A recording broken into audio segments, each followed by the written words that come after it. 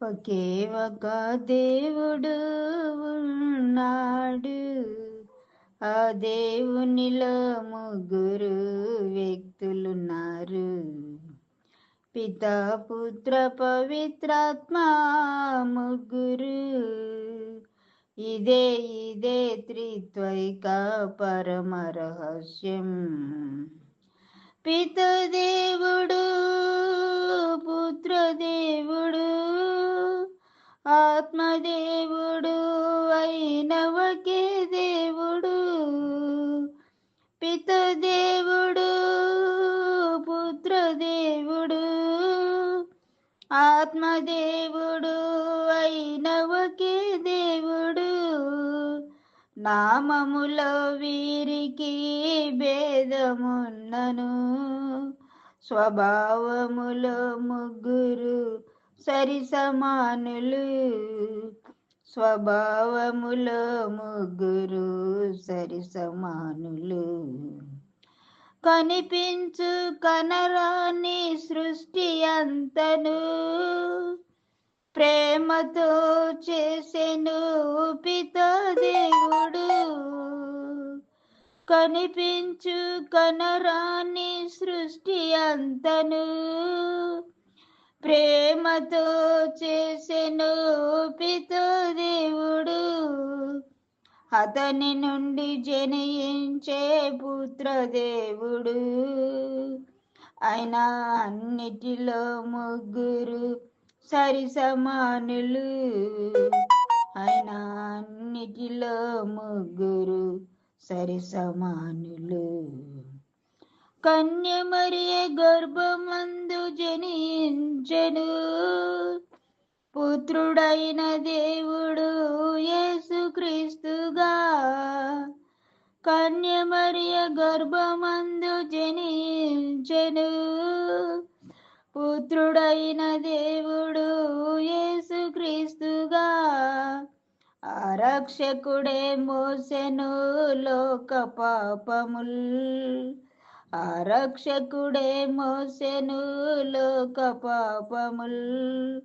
ఇదే రక్షణ పరమ రహస్యం. పిలాతుని అధికారములో సిలువ మోసెను, సిలువపై తన ప్రాణమును మనకు పోసెను. పిలాతుని అధికారములో సిలువ మోసెను, సిలువపై తన ప్రాణమును మనకు పోసెను. సమాధి నుండి లేచెను మూడవ దినమున. సమాధి నుండి లేచెను మూడవ దినమున. పైకెక్కిపోయెను తన పిత చెంతకు. పైకెక్కిపోయెను తన పిత చెంతకు. ముందుగానే శిష్యులకు ఆనతిచ్చెను, వారిపై పవిత్రాత్మను పంపుదునని. ముందుగానే శిష్యులకు ఆనతిచ్చెను, వారిపై పవిత్రాత్మను పంపుదునని. జీవదాతయతడే దిగి వచ్చెను, జీవదాతయతడే దిగి వచ్చెను. శిష్యుల విశ్వాసమును బలపరిచెను, శిష్యుల విశ్వాసమును బలపరిచెను. ఏకాపోస్తలిక పవిత్ర కథోలిక విశ్వ సమాజమును విశ్వసించెదను. ఏకాపోస్తలిక పవిత్ర కథోలిక విశ్వ సమాజమును విశ్వసించెదను.